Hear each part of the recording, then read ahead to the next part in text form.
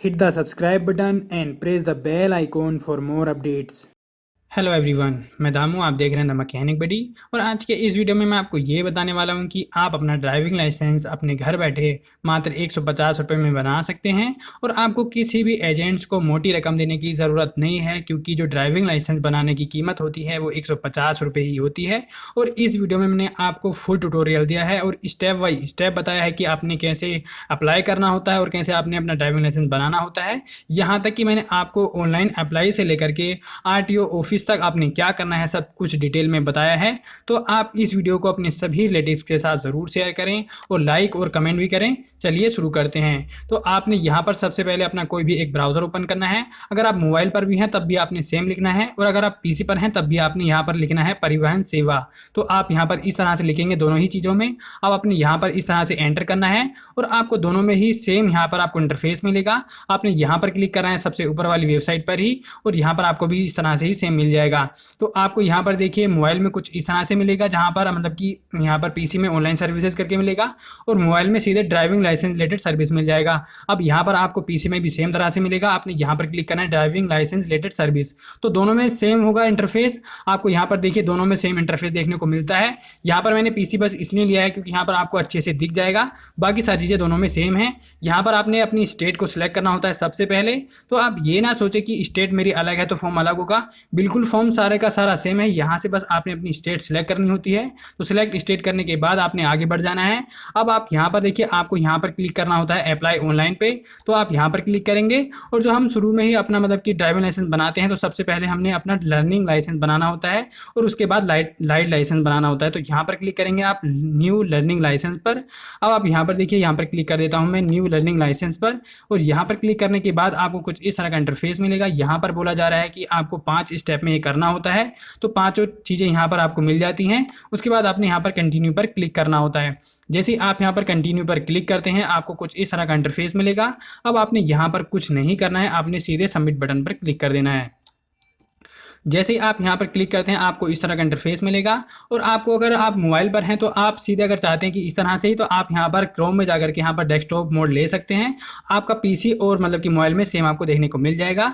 अब यहाँ पर देखिए आपको सेम मिलता है। यहाँ से आपने अपनी फिर से यहाँ पर सिलेक्ट करनी होती है स्टेट, क्योंकि यहाँ पर हम फॉर्म भरने लग गए हैं। अब यहाँ पर आपने अपना RTO ऑफिस जो भी आपका सबसे पास में है, मतलब कि आपकी सिटी का है, यहाँ पर ले लेंगे। क्योंकि यहाँ पर मैं रामनगर ले रहा हूँ, क्योंकि मैं जिसके लिए यहाँ पर फॉर्म भर रहा हूँ वो रामनगर से है। अब यहाँ पर आपने देखिए नेम, आपका पिन कोड ऑटोमेटिक आ जाएगा। यहाँ से आपने मतलब कि नाम भरना होगा जिसका मतलब के लिए आप अपना अप्लाई कर रहे हैं, जिसके लिए। अब यहाँ से आपको देखिए मिडिल नेम में आपका उसका मिडिल नेम, लास्ट नेम उसका यहाँ पर एंटर करना होता है। तो यहाँ पर आपने रिलेशन में मतलब कि जो आपको लाइसेंस के ऊपर मतलब कि नाम चाहिए उसका रिलेशन, उसके बाद यहाँ पर उसका फर्स्ट नेम, और यहाँ पर आपने बीच वाले सेक्शन में मिडिल नेम, और इसी तरह से सेम लास्ट में उसका लास्ट नेम एंटर करना होता है। यहाँ पर आपने उसका आधार नंबर एंटर करना होता है, और अगर आपको NPR नंबर पता है तो आप उसका NPR भी डाल सकते हैं, ये ऑप्शनल है। और यहाँ पर फुल नेम उसका ऑटोमेटिक आ जाएगा। यहाँ से आप उसका जेंडर नेम सेलेक्ट करेंगे और अपना जेंडर नेम सेलेक्ट करेंगे। यहाँ पर जो यहाँ पर स्टार का निशान है ये मैंडेटरी फील्ड होता है, तो आपने इसको भरना कंपलसरी होता है। अब आप नेक्स्ट में यहाँ पर अपना डेट ऑफ बर्थ सेलेक्ट करेंगे और डेट ऑफ बर्थ एंटर करेंगे, और एज जो होगा आपका ऑटोमेटिक आ जाएगा। तो आपको इस तरह से सारी चीज़ें सेलेक्ट करते जाना है। अब यहाँ पे आप प्लेस ऑफ बर्थ एंटर करेंगे और उसके बाद आपका जो मतलब कि कंट्री है ऑटोमेटिक आ जाएगा। यहाँ पर आपने क्वालिफिकेशन एंटर करना होगा। तो यहाँ से मैं 10th स्टैंडर्ड और इक्विवेलेंट रख देता हूँ, आपका जो रखना चाहें वो रख सकते हैं। और यहाँ पर आपको अगले उसमें यहाँ पर देखिए ब्लड ग्रुप है, तो आपने यहाँ पर उसका ब्लड ग्रुप या अपना ब्लड ग्रुप सिलेक्ट करना होता है। तो यहाँ पर मतलब कि जिसका फॉर्म भरा जा रहा है सारी डेट उसी की जाएंगी। यहाँ पर फ़ोन नंबर है और ईमेल ID है, तो ये ऑप्शनल है, लेकिन यहाँ पर मैं फिर भी देना चाहता हूँ। और उसके बाद आपको नीचे यहाँ पर देखने को मिल जाता है मोबाइल नंबर, जो कि मैंडेटरी फील्ड है। यहाँ पर आपने अपना मोबाइल नंबर देना होता है। अब उसके बाद आपका मतलब कि यहाँ पर देखिए आइडेंटिफिकेशन मार्क्स होता है, तो यहाँ पर मैं लिख देता हूँ मोल ऑन राइट हैंड, और जो आपका है आप उसको दे सकते हैं। यहाँ पर आपका नीचे देखिए देखने को मिल जाता है आपका प्रेजेंट एड्रेस, और साइड में होता है आपका परमानेंट एड्रेस। तो आपको यहाँ पर कुछ चीज़ें ऑटोमेटिक मिल जाती हैं जो आपने ऊपर से फिल कर रखी हैं, ये वहाँ से उठा लेता है। अब यहाँ पर आपको तीसरे नंबर पर मिलता है तहसील, तो यहाँ पर मेरी रामनगर है जिसके लिए मैं फॉर्म भर रहा हूँ। अब यहाँ पर आपने अपना मतलब कि यहाँ से विलेज और टाउन सेलेक्ट करना होता है, जो कि यहाँ पर मेरी रामनगर रेंज होने वाली है।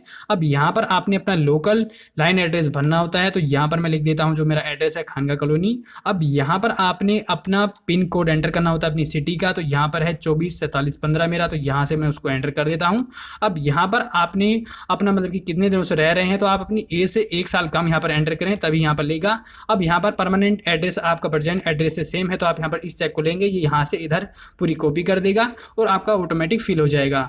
अब आपने यहाँ से जिन जिन चीज़ों के लिए आपने मतलब कि अपना ड्राइविंग लाइसेंस बनाना है उसको यहाँ से सिलेक्ट करेंगे।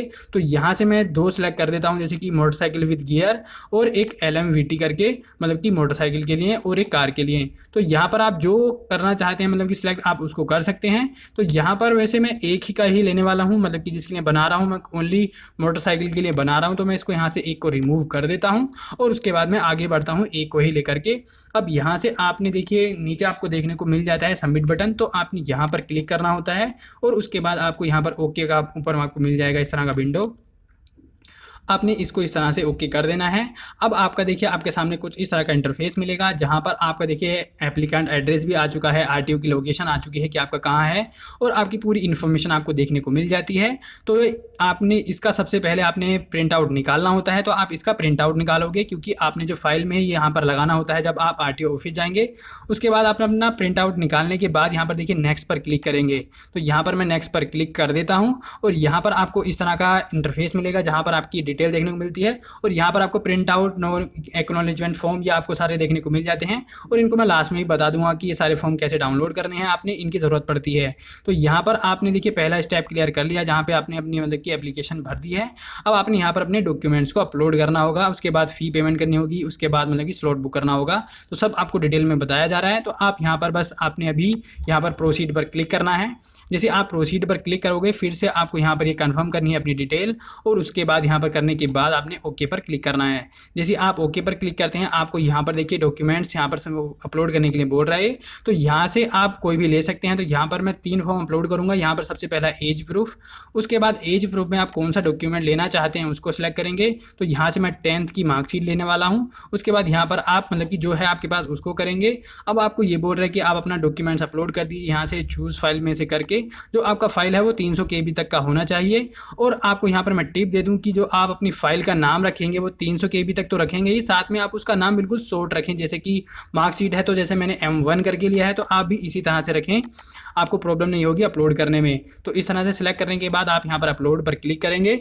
जैसे आप यहाँ पर अपलोड पर क्लिक करते हैं आपको कुछ इस तरह से मिल जाएगा, आप चाहें तो उसको व्यू कर सकते हैं। और जो फाइल KB है वो यहाँ पर 300 KB तक यहाँ पर ये अपलोड कर सकता है। उसके बाद आपने यहाँ पर कन्फर्म पर क्लिक करना होता है।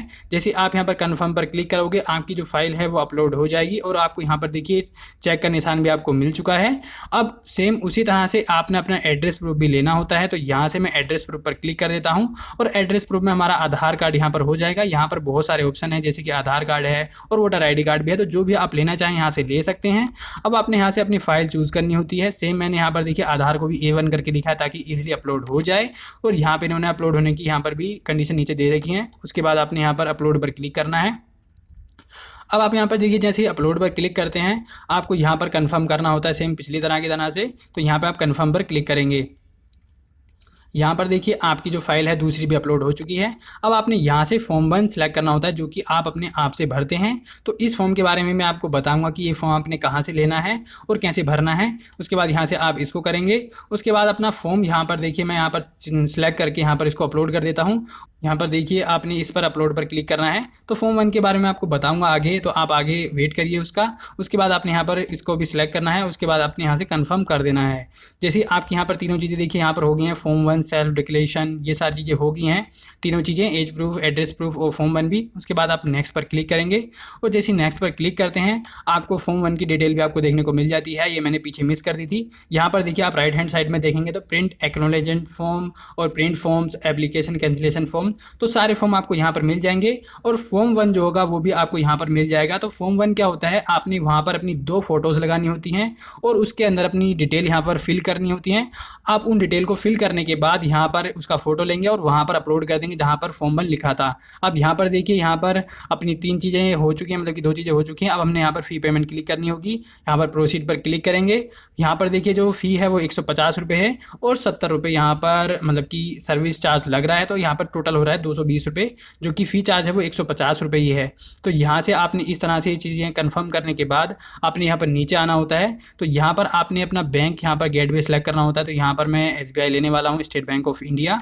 अब यहाँ पर आप इसको सेलेक्ट करेंगे और ये कैप्चा आप इधर साइड में यहाँ पर एंटर करेंगे। तो यहाँ पर मैं इसको एंटर कर देता हूँ। अब आप यहाँ पर देखिए जो आपका SMS है वो इस नंबर पे आएगा और आप यहाँ पर पे नाउ पर क्लिक करेंगे। जैसे आप पे नाउ पर क्लिक करते हैं आपको इस तरह का कुछ मिलेगा और यहाँ पर आपको जो आपकी पेमेंट है कितनी यहाँ पर करनी है वो यहाँ पर मिल जाती है और जो यहाँ पर 150 रुपये बता रहा है कि इतना है।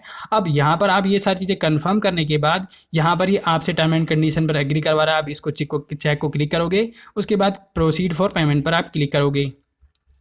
जैसे आप यहाँ पर क्लिक करोगे ये पेमेंट गेटवे पर लेके जाएगा और आपसे यहाँ पर देखिए आपको मिल जाते हैं नेट बैंकिंग और कार्ड पेमेंट। तो नेट बैंकिंग सभी के पास नहीं होती है, हालांकि मेरे पास है, लेकिन फिर भी मैं यहाँ पर आपको कार्ड पेमेंट करके बताऊँगा क्योंकि यहाँ पर सभी लोगों के पास नेट बैंकिंग नहीं होती है।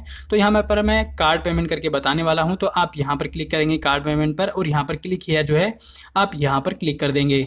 जैसे आप यहाँ पर क्लिक करते हैं आपको यहाँ पर ये 2 बार कन्फर्म कराएगा। तो यहाँ से मैं इस पर कन्फर्म कर देता हूँ और आपको फिर से एक बार यहाँ पर कन्फर्म करना होता है। तो यहाँ पर मैं फिर से कंफर्म कर देता हूँ।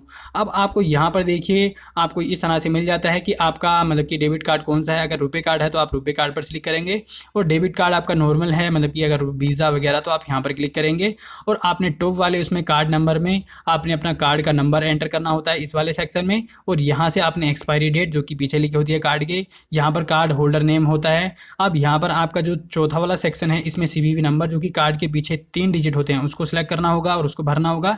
यहाँ से कैप्चा एंटर करना होगा।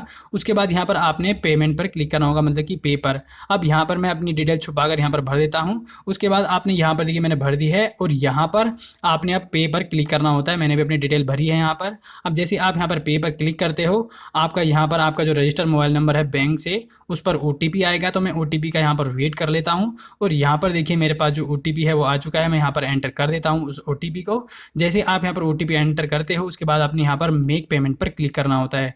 जैसे आप मेक पेमेंट पर क्लिक करते हो आपकी जो प्रोसेस है वो हो गई है और यहाँ पर लिखा हुआ आ गया है देखिए पेमेंट डन सक्सेसफुली और यहाँ पर डेट भी लिखी हुई आ रही है। अब आप यहाँ पर देखिए आपका पैसे जितना कटा है सब कुछ मिलेगा आपको यहाँ पर और आपको यहाँ पर आप देखिए एक फॉर्म पर ले जाया जाएगा जो कि मतलब कि आप इसको प्रिंट करोगे और ये आपका यहाँ पर देखिए रिमार्क्स में आ गया सब कुछ चीज़ें आपकी एप्लीकेशन नंबर और यहाँ पर सब कुछ और यहाँ पर लिखा हुआ आ गया कंप्लीटली सक्सेसफुल। आपने इस रिसिप्ट को यहाँ पर डाउनलोड करना है और इसका प्रिंट आउट निकाल लेना है क्योंकि इस प्रिंट आउट को निकालने पर आपने अपनी फाइल में लगाना होता है ये, क्योंकि हमने RTO ऑफिस भी जाना होता है इसी को लेकर के। तो आप उसका प्रिंट आउट निकालोगे।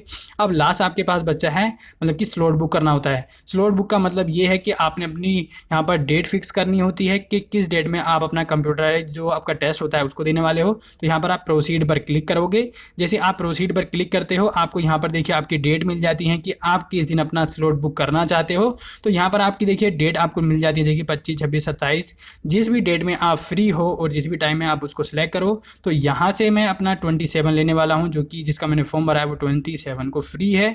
तो यहाँ पर मैं 27 यहाँ पर देखिए आपने बस सिंपली यहाँ पर एंटर करना होता है उसी डेट पर। तो यहाँ पर आप इस पर एंटर कर देंगे कुछ इस तरह से। अब आपको उस डेट में भी जिस टाइम पे आप फ्री हो उसको यहाँ पर सिलेक्ट करोगे। तो यहाँ पर 3 आपको यहाँ पर टाइम मिलते हैं जैसे कि 11 से 12, 12 से 1 और 1 से 2। तो यहाँ पर मतलब कि 27 तारीख को 3 टाइम पर फ्री है। तो आप जिस भी टाइम पर फ्री हो आप उसको यहाँ पर चेक पर क्लिक करोगे।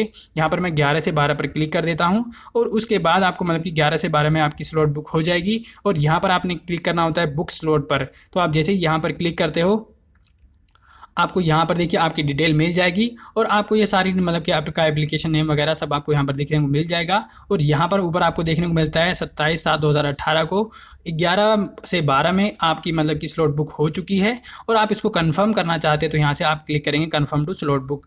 जैसे आप यहाँ पर क्लिक करते हो आपकी जो है वो स्लॉट बुक हो चुकी है और आपका ये जो फॉर्म है मतलब कि आपको जो ये आपको सामने मिल रहा है आपने इसका मतलब कि PDF सेव कर लेना है और आपने इसका प्रिंट आउट निकाल लेना है। जब आप अपना मतलब कि RTO ऑफिस जाओगे तो आप अपनी फाइल में भी मतलब कि इसको मतलब कि चिपकाओगे और अपनी फाइल कैसे तैयार करनी है वो भी मैं आपको बताऊंगा। तो आपने इस तरह से मतलब कि इसका PDF डाउनलोड कर लेना है या सेव कर लेना अपने मोबाइल फ़ोन में भी। अगर मोबाइल फ़ोन पर हो तो आप आप मोबाइल फ़ोन में भी सेव कर सकते हो।